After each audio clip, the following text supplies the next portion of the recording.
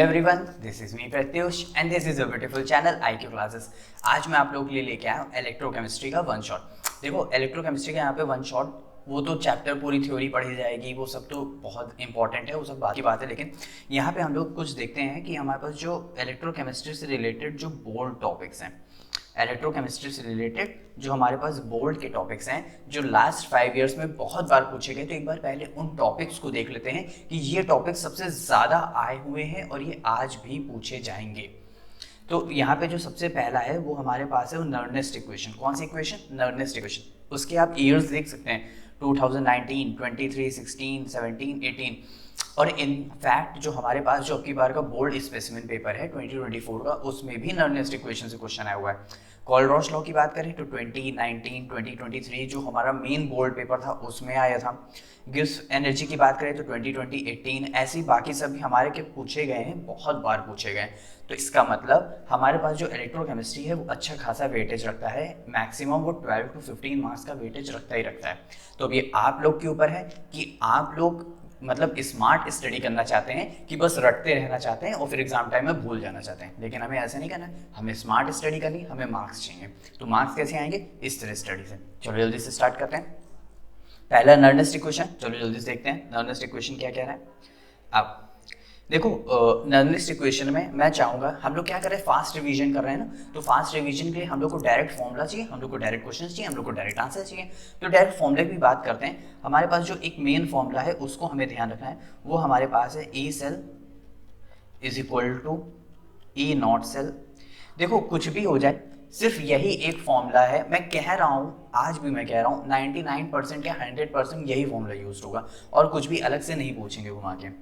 Minus का 0.0591 upon में हमारे पास है n, और यहाँ पे लॉग बेस 10 आ जाएगा। अच्छा, यहाँ पे लॉग बेस 10 लिख सकते हैं और या तो चाहे हम यहाँ पे लॉग क्यू भी लिख सकते हैं। अब ये लॉग क्यू क्या है? मान लेते हैं मेरे पास एक रिएक्शन है, जैसे यहाँ पे सपोज कर लेते हैं कि ये NaCl है, ये ब्रेक हो गया कैसे? Na प्लस में प्लस Cl माइनस में। इतना सिंपल समझ आता है। तो ये लॉग क्यू जो है, यहाँ पे हम लिखेंगे इसको प्रोडक्ट अपॉन रिएक्टेंट, मतलब, और ये जो ब्रैकेट है, ये ब्रैकेट डिनोट कर रहा है इनकी कंसंट्रेशंस को। किसको डिनोट कर रहा है? इनकी कंसंट्रेशंस को। इसका मतलब हम लोग लिखेंगे प्रोडक्ट, यहाँ पे रिएक्टेंट उसके नीचे, लेकिन उसकी क्या होगी? कंसंट्रेशन होगी। बस बहुत सिंपल है यार। अब तो ये रिएक्शन नर्नेस्ट इक्वेशन की है और ये हम लोग की 110% यूज्ड होगी। चलो एक पल के लिए थोड़ा सा अगर चाहो तो बता देते हैं, ये 0.0591। अच्छा, इसको और शॉर्ट भी कर देते हैं, तो और बुक में इसको और शॉर्ट किया गया है, तो किया गया है 0.06 कर दिया गया, मतलब कैलकुलेशन पे शॉर्ट किया गया। मान लेते हैं कि हमारे पास जैसे बोर्ड का पेपर आया है और ये क्वेश्चन मेरा फंस रहा था, इसकी कैलकुलेशन फंस रही, तो मैंने क्या किया, इसकी कैलकुलेशन को शॉर्ट कर दिया। आंसर तब भी उतने ही मार्क्स आएंगे, फुल मार्क्स मिलेंगे, उतनी चिंता करने की बात नहीं है। तो ये 0.0591 और अपॉन में n, ये आया कहाँ से? ये आता है RT अपॉन में NF, RT अपॉन NF, यानी R की वैल्यू, T की वैल्यू और फराडे की वैल्यू, यानी R की वैल्यू 8.314 और टेम्परेचर की वैल्यू 298 और अपॉन में फराडे की वैल्यू 96500। इस पूरे को कैलकुलेट करके हमारी वैल्यू क्या आती है? ये आती है। तो इसीलिए मैं कह रहा हूँ आप लोग इधर उधर मत जाइए, सिर्फ डायरेक्ट इस इक्वेशन को पकड़िए और पूरा एकदम सब कुछ एकदम क्लियर में सॉल्व होगा। चलो आगे देखते हैं नर्नेस्ट इक्वेशन के बाद। अब अगर पूछ रहे कभी कभी एट इक्विलिब्रियम स्टेज पे देता है, वैसे नहीं देता है, अगर मान लेते हैं दे देता है, क्योंकि हम लोग हर सिचुएशन के हिसाब से डील करेंगे। तो उसमें हमारा ई सेल क्या हो जाता है? 0। उसमें हमारा ई सेल 0 हो जाएगा, तो हमारे पास ये फॉर्मूला आ जाता है, बस खाली ई सेल 0 हो गया। अच्छा, यहाँ पे लॉग केसी लिखा हुआ है, लॉग केसी यानी इक्विलिब्रियम कोशिएंट। क्या होगा? लॉग केसी यानी इक्विलिब्रियम कोशिएंट या फिर इक्विलिब्रियम कांस्टेंट। अच्छा, अब ये सबसे ज्यादा पूछा जाता है गिब्स एनर्जी वाला। तो गिब्स एनर्जी का फॉर्मूला भी बहुत इजी है बच्चों, डरने की जरूरत नहीं है। तो यहाँ पे डेल्टा, भाई delta G Gibbs energy minus का NF, N any number of electrons, F यानी फराडे और E नॉट सेल। अच्छा, E नॉट सेल हम लोग कैसे निकालेंगे? E नॉट सेल या तो हम लोग को क्वेश्चन में दे रखा होगा, अगर नहीं दे रखा है तो हम लोग कैसे निकालेंगे? एनोड प्लस कैथोड करके। कैसे निकालेंगे? एनोड प्लस कैथोड करके। देखो बहुत सारे फॉर्मूले हैं कि किसी का रिडक्शन, मतलब दोनों के रिडक्शन पोटेंशियल माइनस करना, दोनों के ऑक्सीडेशन पोटेंशियल, और किसी का एक ऑक्सीडेशन किसी का एक रिडक्शन। मेरी बात मानो, वो सब भूल जाओ, हम खाली एनोड और कैथोड के रिस्पेक्ट में ही याद करेंगे और उससे बहुत अच्छे से निकलता है। एनोड पे क्या होता है? ऑक्सीडेशन। एनोड पे हो गया ऑक्सीडेशन, ऑक्सीडेशन हमेशा प्लस में रहेगा और यहाँ पे रहेगा कैथोड पे क्या होगा, रिडक्शन, तो यहाँ पे आ गया रिडक्शन। तो यानी जिसका अगर मान लेते हैं हमें क्वेश्चन में दे रखा हुआ है ऑक्सीडेशन, देखो ये लास्ट टाइम रिवीजन चल रहा है तो मैं इतना मान के चलूंगा आप लोग थोड़ा सा मेरे साथ कैचअप यानी कैरी कर पा रहे हो। तो यहाँ पे बात करते हैं ऑक्सीडेशन। ऑक्सीडेशन में क्या हो रहा होगा, लॉस ऑफ इलेक्ट्रॉन। अगर मान लेते हैं हमें दोनों के रिडक्शन दे रखे हुए हैं तो क्या करेंगे, एक का साइन क्या कर देंगे, रिवर्स कर देंगे, यानी एक का साइंस क्या कर देंगे, पलट देंगे, जिससे हमें एक ऑक्सीडेशन मिल जाएगा, एक रिडक्शन मिल जाएगा। तो यहाँ से ई नॉट सेल आ जाएगा, ई नॉट सेल की वैल्यू वहां पे रखेंगे, हमको डेल्टा जी मिल जाएगा। ठीक है, चलो आगे देखते हैं। अब बात करते हैं फराडे लॉ की। देखो फराडे लॉ बिल्कुल इन सब फॉर्मूले में ये सब तो पूरी एकदम जैसे थ्योरी लिखी हुई है, हमें इन सब पे नहीं जाना है। हम मेन फराडे लॉ का एक फॉर्मूला हम आपको बताएंगे, उससे सारे के सारे क्वेश्चंस हो जाएंगे। मतलब इतना मान के चलिए मैंने 1000 स्टूडेंट्स के ऊपर को मैंने फॉर्मूला बताया, उनके सभी न्यूमेरिकल्स हुए हैं। जैसे यहाँ पे ध्यान देते हैं W directly proportional to Q होता है, ये बात हमको पता है। डायरेक्टली प्रोपोर्शनल का साइन हटाएंगे ZQ आएगा, ठीक है। अच्छा Q हमारा क्या है, Q हमारा क्या है, Q हमारा चार्ज यानी I इंटू टी। ये I क्या हो जाएगा हमारा करंट और T क्या हो जाएगा हमारा टाइम। अब ये हमारा Z क्या है, Z है हमारा ECE। ECS क्या है हमारा, ये है हमारा इलेक्ट्रोकेमिकल सीरीज। क्या है, इलेक्ट्रोकेमिकल सीरीज। अच्छा Z का भी क्या एक फॉर्मूला है, हाँ Z का भी एक फॉर्मूला है। Z का हमारा पास फॉर्मूला होता है equivalent weight upon Faraday. Z का हमारे पास क्या फॉर्मूला होगा, Z का हमारे पास फॉर्मूला होता है इक्विवेलेंट वेट अपॉन फैराडे। यहाँ तक क्लियर, चलो आगे देखते हैं यहाँ पे। तो Z equivalent weight upon Faraday, तो W is equal to equivalent weight upon में फैराडे इनटू में हमारे पास Q को स्मॉल भी लिख लेते, कैपिटल भी लिख लेते तो कोई इशू नहीं है। अच्छा अब इक्विवेलेंट वेट क्या होता है, equivalent weight is equal to, equivalent weight हमारे पास होता है मॉलिक्यूलर वेट अपॉन में n फैक्टर।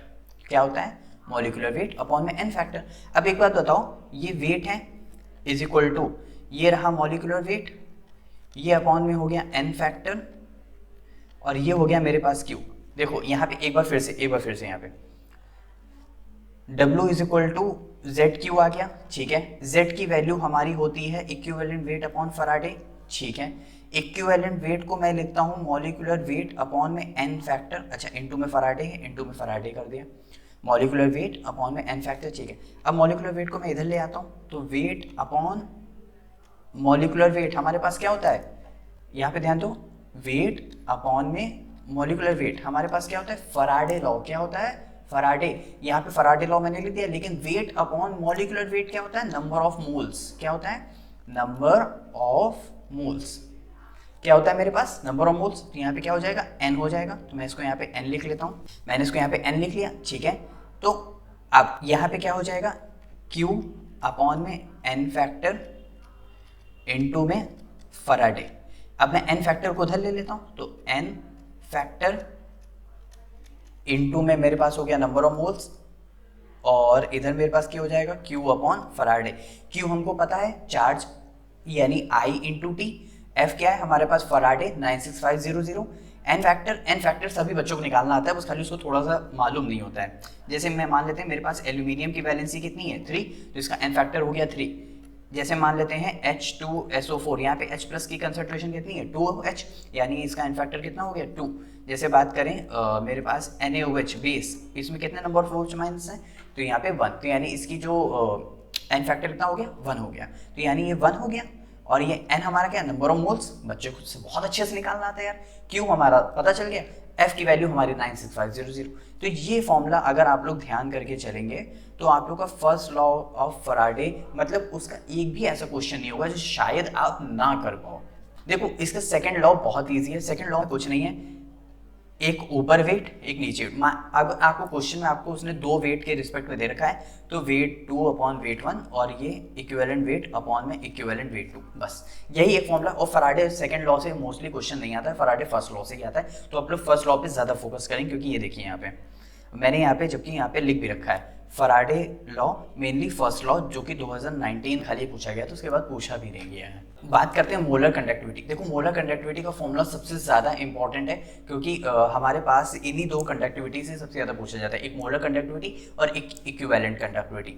बात करते हैं मोलर कंडक्टिविटी। इसको लिखते कैसे हैं, या तो इस तरह लिख लेंगे या फिर इसको हम लोग लैम्डा एम के रिस्पेक्ट में लिखते हैं, ठीक है। अच्छा, अब ये होता क्या है, ये होता है कप्पा, ये हमारे पास है क्या, इसको बोलते हैं हम कप्पा, ठीक है। इनटू में हमारे पास आता है 1000, अपॉन में आता है हमारे पास मोलैरिटी। देखो यहाँ पे मोलर कंडक्टिविटी तो मोलैरिटी, मोलर कंडक्टिविटी तो मोलैरिटी, इससे ध्यान रख लेना, थोड़ा सा याद हो जाएगा।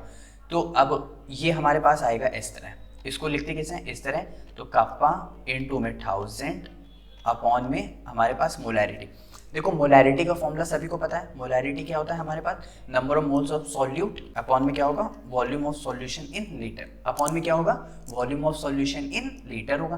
तो अब क्या आप लोग को वो डायरेक्ट कप्पा दे देगा और मोलैरिटी दे देगा, आप लोग मोलर कंडक्टिविटी निकाल लोगे? भाई इतना शरीफ तो कोई टीचर नहीं है, इतना शरीफ तो एग्जामिनर है ही नहीं, तो वो ऐसे देगा नहीं। तो अब कैसे फंसेंगे हम लोग, ये वो हम जानते हैं कि मोलैरिटी हम लोग ऐसे निकालेंगे, ठीक है। अब बात करते हैं यहाँ पे कप्पा कैसे निकालेंगे। अब एक बात ध्यान दो, कप्पा हमारा है क्या, ये जो हमारे पास कप्पा है, ये हमारे पास है, इसको हम लोग बोलते हैं स्पेसिफिक कंडक्टिविटी। क्या बोलते हैं, स्पेसिफिक कंडक्टिविटी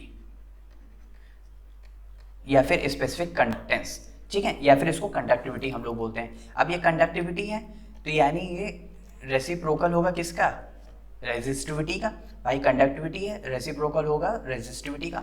अच्छा, रेजिस्टेंस का हमारे पास फॉर्मूला क्या होता है, देखो यहाँ से ध्यान से देखना कि आप लोग को वो देगा क्या और आप लोग फाइंड क्या करोगे।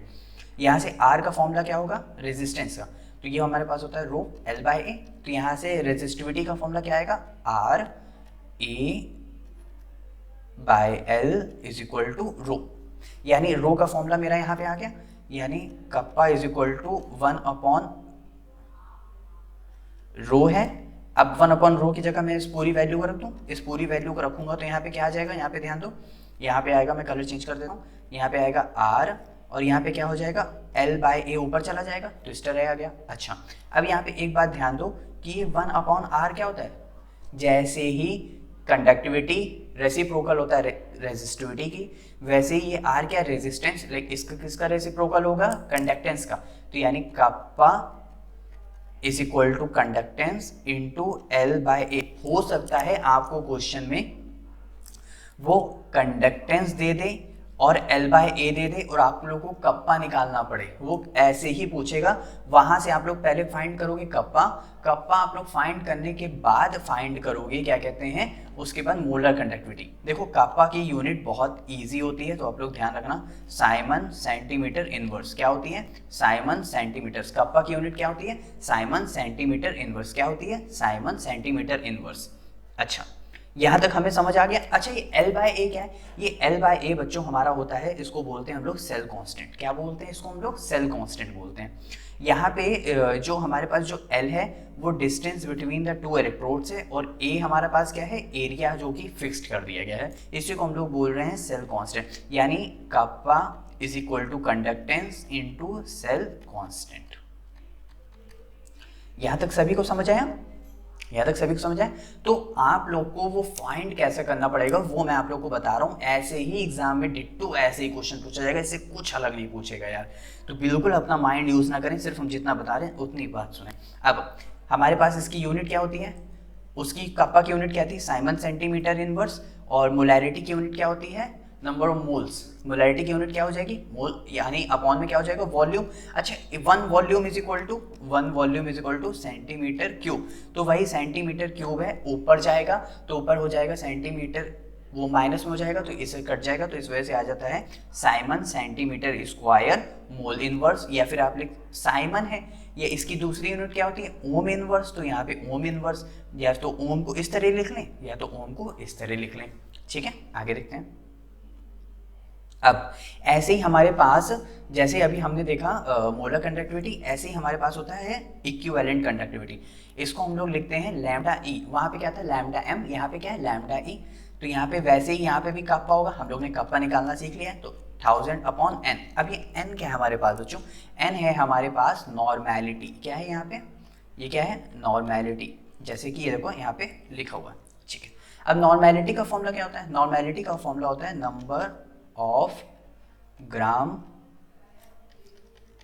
इक्विवेलेंट अपॉन में volume of solution in litre. अभी हम लोग नंबर ऑफ ग्राम इक्विवेलेंट देखा कि कैसे निकालते हैं। नंबर ऑफ ग्राम इक्विवेलेंट कैसे निकालते हैं? नंबर ऑफ ग्राम इक्विवेलेंट का फॉर्मूला एक बात ध्यान रखना, जो हम लोग ने लिखा था नंबर ऑफ ग्राम, जो उधर लिख रहे थे, उधर क्या लिख रहे थे? एन फैक्टर इनटू में नंबर ऑफ मोल्स, है ना? यही होता है नंबर ऑफ ग्राम इक्विवेलेंट यार, यही होता है नंबर ऑफ ग्राम इक्विवेलेंट। आपको एन फैक्टर निकालना था, आपको नंबर ऑफ मोल्स निकालना आता है, तो आपको ग्राम इक्विवेलेंट नहीं आएगा? बिल्कुल आएगा यार। अब देखो कभी कभी क्या होता है, बेसिकली थोड़ा सा रिलेशन भी पूछ लेता है, तो रिलेशन उतना जरूरी नहीं है, फिलहाल ध्यान रख लेते हैं। तो इक्विवेलेंट मोलर कंडक्टिविटी और अपॉन में इक्विवेलेंट कंडक्टिविटी, उनके दोनों फॉर्मूले लिखे, उनके रेसिप्रोकल थे तो n बाय m हो गया। अब नॉर्मेलिटी को हम लोग लिखते हैं n फैक्टर इनटू में मोलैरिटी, तो मोलैरिटी से मोलैरिटी मर गया, तो यहां से क्या आ जाएगा? Molar conductivity is equal to equivalent conductivity into में n फैक्टर, इनटू में n फैक्टर। यानी ये बात यहाँ पे ध्यान दो कि वो हम एक इक्विवेलेंट मतलब एक कंडक्टिविटी को हम दूसरी कंडक्टिविटी में क्या कर सकते हैं? चेंज कर सकते हैं, सिर्फ n फैक्टर से उससे मल्टीप्लाई करके। चलो आगे देखते हैं। अब इसके बाद जो सबसे ज़्यादा इंपॉर्टेंट है, जो आप लोग को हर पेपर में देखने को मिलेगा ही मिलेगा, वो है हमारे पास कोहल-रॉस लॉ। क्या है? कोहल-रॉस लॉ। अब इसको कोहल-रॉस लॉ बेसिकली होता क्या है, हमें इसकी डेफिनेशन में नहीं जाना है। कोहल-रॉस लॉ हम सिर्फ जानते हैं होता क्या है। कोहल-रॉस लॉ सिर्फ और सिर्फ हमारा एक वीक इलेक्ट्रोलाइट के लिए होता है। किसके लिए होता है? वीक इलेक्ट्रोलाइट के लिए होता है, क्योंकि हमें कोहल-रॉस लॉ बनाया ही इसलिए गया है कि हम किसी भी वीक इलेक्ट्रोलाइट का हम लोग कंडक्टेंस फाइंड कर सकें।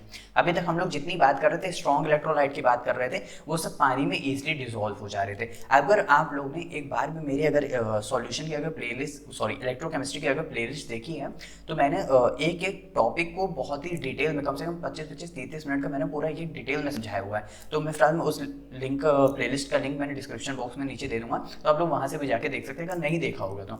यहाँ पे तो वैसे भी वन शॉट रिवीजन चल रहा है, क्योंकि बोर्ड एकदम नज़दीक आ गया और हमें पढ़ाई अपनी बहुत अच्छी करनी है।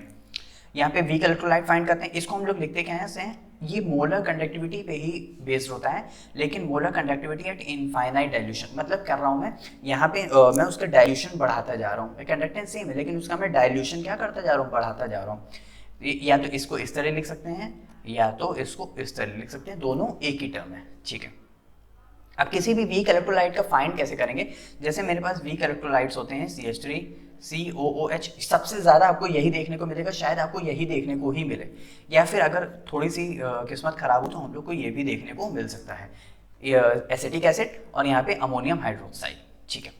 अब एसिटिक एसिड है, अगर कह रहा है एसिटिक एसिड का फाइंड करना है कि मुझे इसका कंडक्टेंस फाइंड करके दिखाइए एट इनफाइनाइट डाइल्यूशन पे, तो आप फाइंड कैसे करोगे? देखो कोहल-रॉस लॉ की मैं बेसिकली आपको पूरी ट्रिक भी बता रहा हूँ यहाँ पे और मेथड भी बता रहा हूँ, तो ध्यान से देखना।